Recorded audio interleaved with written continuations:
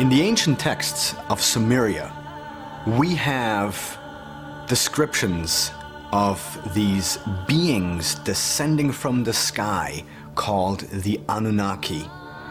The term Annunaki means those who from the heavens came. This is entirely wrong. The word Annunaki means princely seed or princely blood.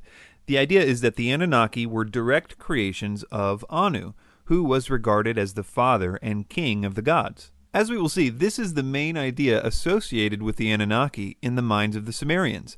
That is, that the Annunaki were directly created by Anu, and so it makes sense that even their name reflects this idea. That is, that they were the offspring of the prince. The term itself means of royal seed or princely seed, because the Anunnaki were considered the offspring of Anu or An, the great god of heaven. And also we have, again, Anunnaki. They were also the offspring of An and his consort Ki, the heaven and earth. This divine coupling, the way the Mesopotamians conceived their pantheon. So if the term Anunnaki means princely seed or offspring of the prince, how is it that Ancient Aliens says that the word Anunnaki means those who from heaven to earth came? The short answer is that everything that Ancient Aliens says here about the Anunnaki comes from a man named Zecharia Sitchin. Sitchin wrote many books claiming that the Anunnaki were really aliens. Unfortunately, at the time that he wrote this, in the 70s, there weren't many ways for ordinary people to see if what he was saying was true or not. To put it simply, Sitchin's translation of the word Anunnaki is wrong. Now, you'll often read, especially in the writings of Zecharia Sitchin, that the Anunnaki means something like, they who from heaven came, or again, some other sort of description that makes them sound like aliens or extraterrestrials. There isn't a source on the planet by any Sumerian scholar that would agree with that definition. Again, it's not a difficult term. I personally don't think that Sitchin knew Sumerian at all, because if you're going to get even a term associated with a very important group of deities, if you're not going to get that right, then I have to wonder what else you're going to get wrong. Sitchin claimed to be an expert on Sumerian writings, yet we can now see that he didn't seem to even understand the basic grammar and vocabulary rules of the Sumerian language. Several real scholars challenged him on his translations and on his lack of any academic credentials in the field, pointing out that there is no record of Sitchin having anything but a journalism degree. One such scholar is Dr. Michael Heiser. To this day, I haven't been able to find, nor have other people whom I've asked to help, people who like Sitchin, I've never been able to find any actual credentials of him knowing any of the languages or being credentialed in any way in ancient Near Eastern studies. As we progress and look into some of the specifics of Sitchin's views, articulated here by Ancient Aliens, I think you will see that determining the truth about this difficult subject is not out of the hands of the common person. It says, word for word, that these beings descended in flying vehicles from the sky. This is a preposterous statement. I challenge anyone to produce this word-for-word text. You can do a search online and literally see all the references to the word Anunnaki in the Sumerian texts. The only time it refers to anything even close to this is when it talks about the Anunnaki being direct creations of Anu in heaven. A few examples of this would be the Annuna, the gods whom An conceived in the sky, or the Annuna whom An in the sky conceived. These texts emphasize the point that the main Sumerian concept regarding the Anunnaki was that they were directly created by An. That's what's being said here. The idea that the texts say that they descended out of flying vehicles is pure fiction, and that's the nicest way that I can think of to say that.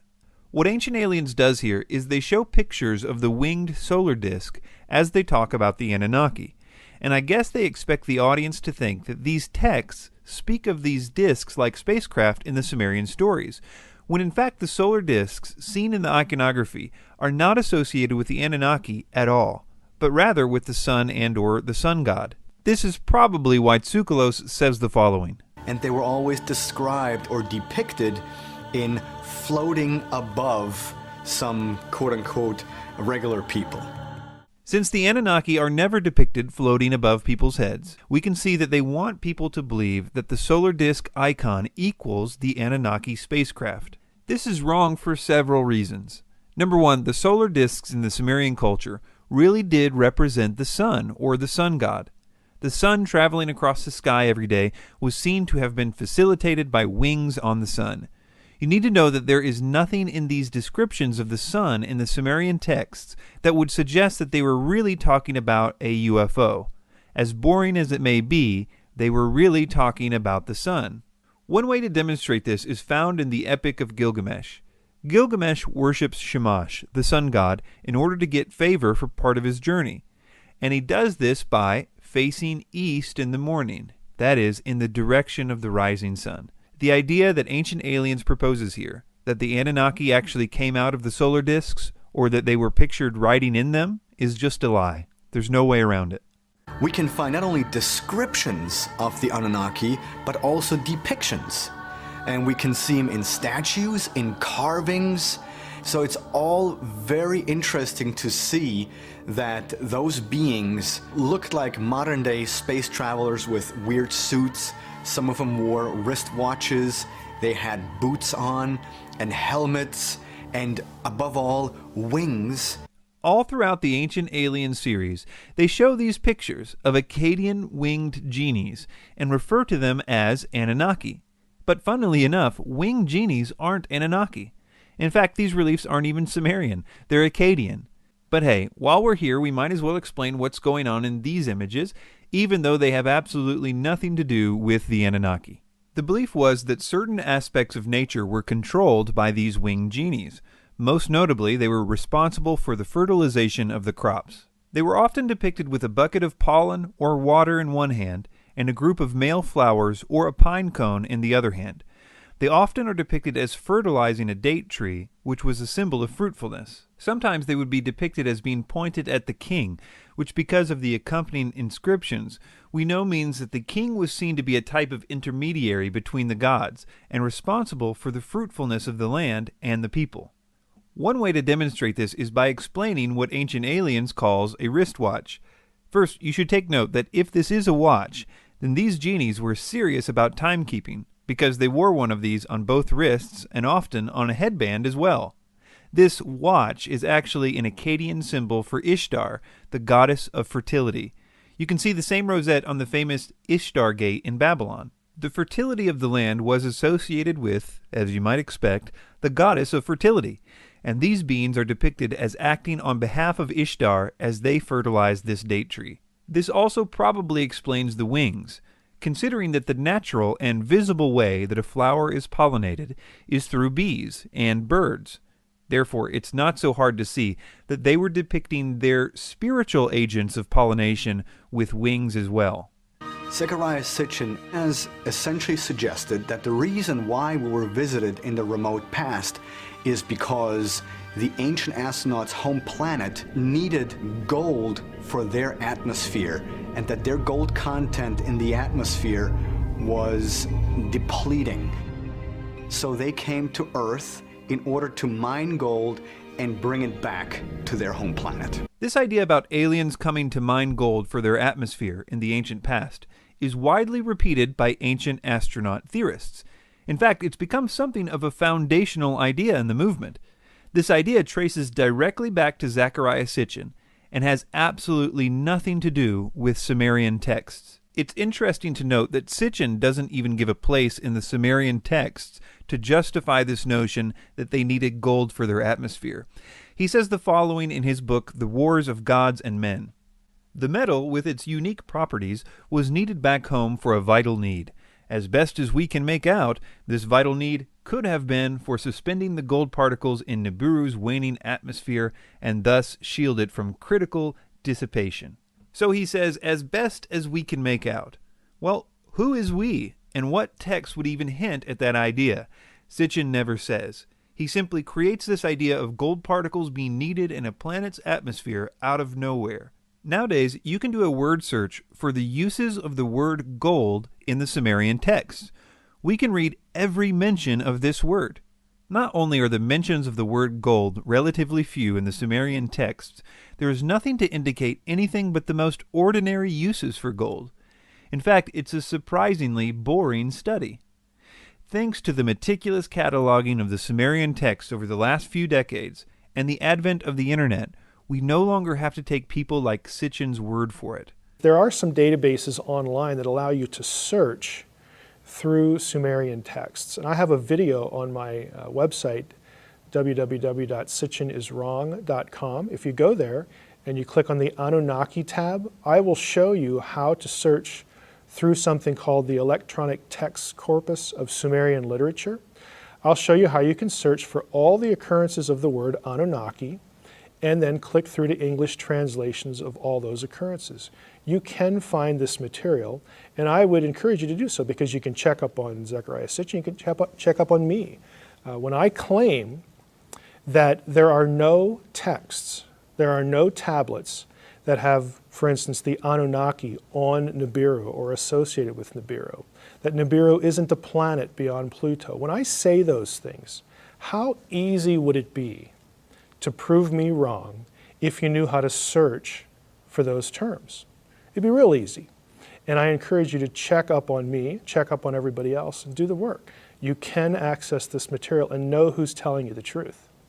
We can finally see for ourselves why the Sumerian scholars have been so critical of Sitchin, not because they're too close-minded or anything like that, but rather because Sitchin really doesn't seem to know what he's talking about. Let me give you an example of how Sitchin comes up with his, quote, amazing translations. Let's take this idea that the Sumerian texts speak of mining gold. Now, since the Sumerian texts do not speak of mining gold in any way, Sitchin has to construct this idea out of thin air. This is how he did it. I'll read from his first book, The 12th Planet. Quote, some Mesopotamian hymns to Ea exalt him as Bel-Nimeki, translated Lord of Wisdom. But the correct translation should undoubtedly be Lord of Mining.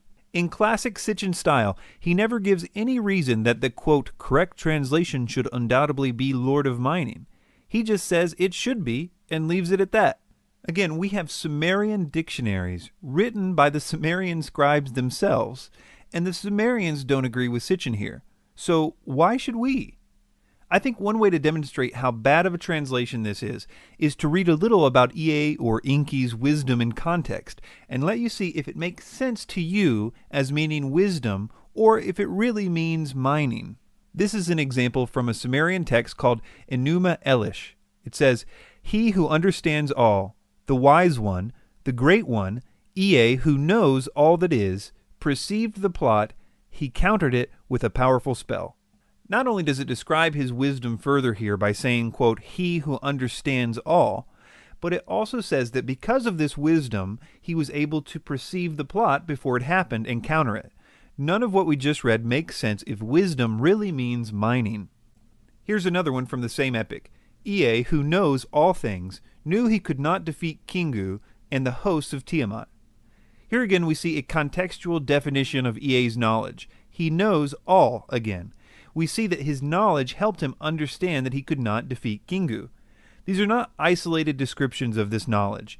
Ea is the god of wisdom for a reason.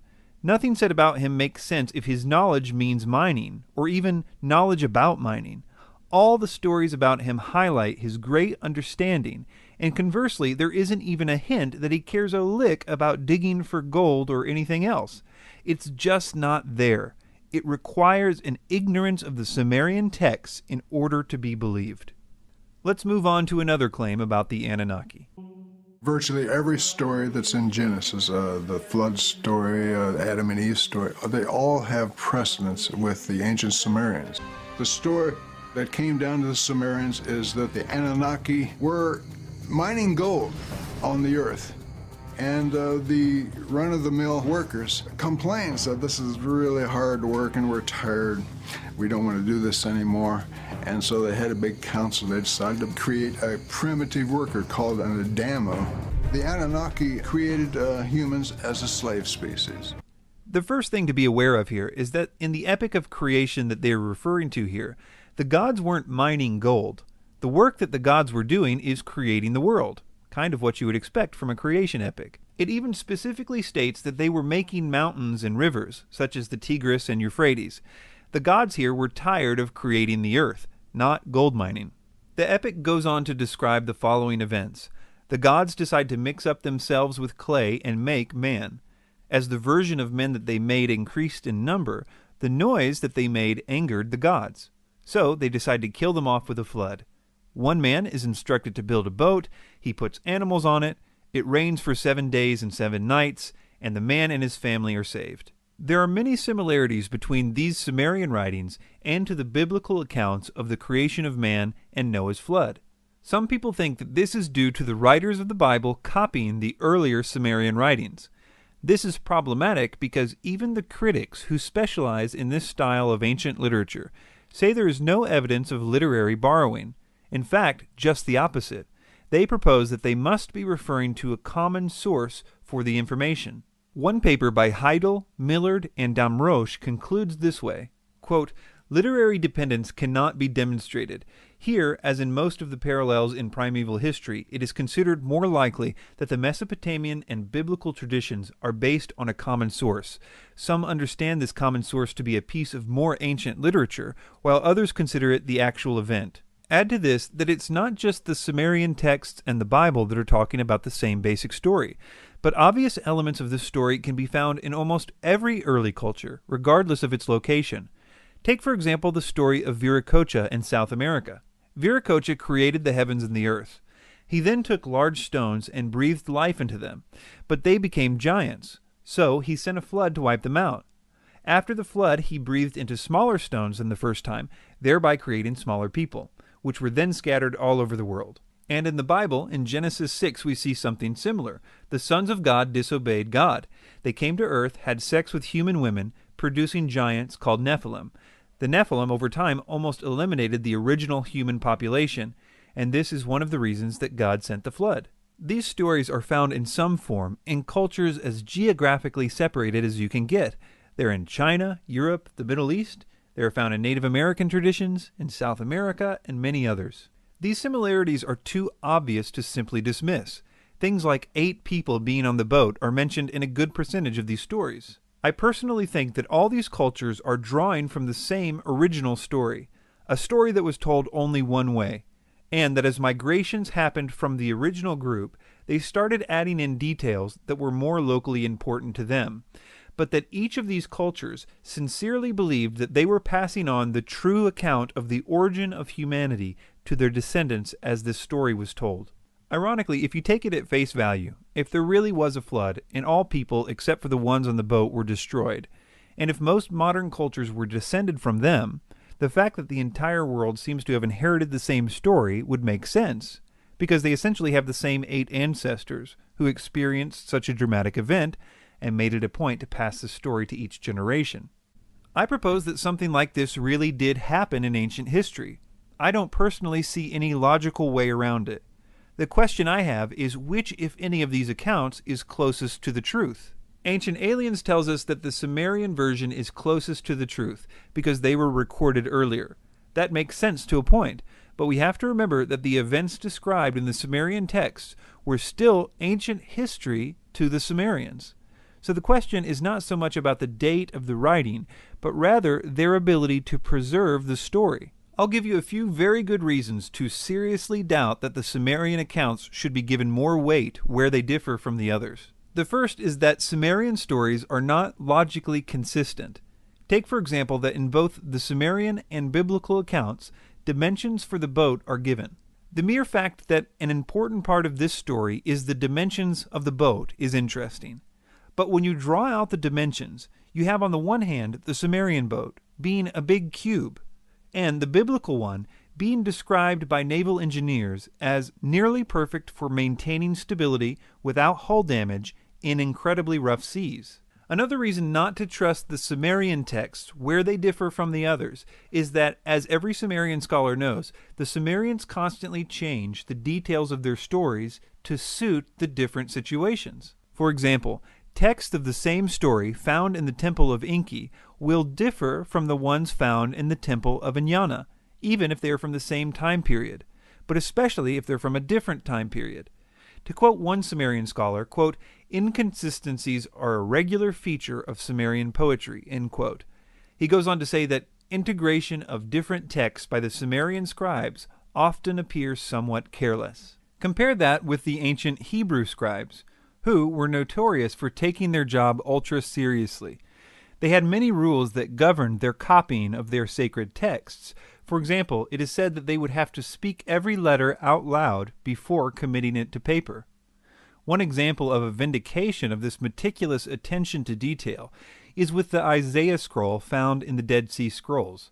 The earliest copies of the Hebrew Old Testament before the Dead Sea Scrolls were the Masoretic texts, which were copied between the years 600 and 1000 AD. So the Isaiah scroll, one of the best preserved scrolls, would be a way to prove or disprove if their scriptures had been faithfully copied by the scribes during the previous 800 years. As it turned out, they did a flawless job, and the Hebrew scribes were vindicated. So when deciding which texts are more accurate as it relates to their accounts of ancient events, it is far more logical to assume that the group with a tradition of accurate preservation and transmission of their texts should be given more weight than a culture like the Sumerians, who seem to have very little interest in the accurate transmission of the details of their stories. To sum up, almost everything that Ancient Aliens says about the Anunnaki is untrue, which is not surprising considering they copy and pasted almost everything in this section from the books of Zecharia Sitchin. For more information about Sitchin's errors in his translations of the Sumerian and Akkadian texts, I would direct you to the excellent website of Dr. Michael Heiser, sitchiniswrong.com.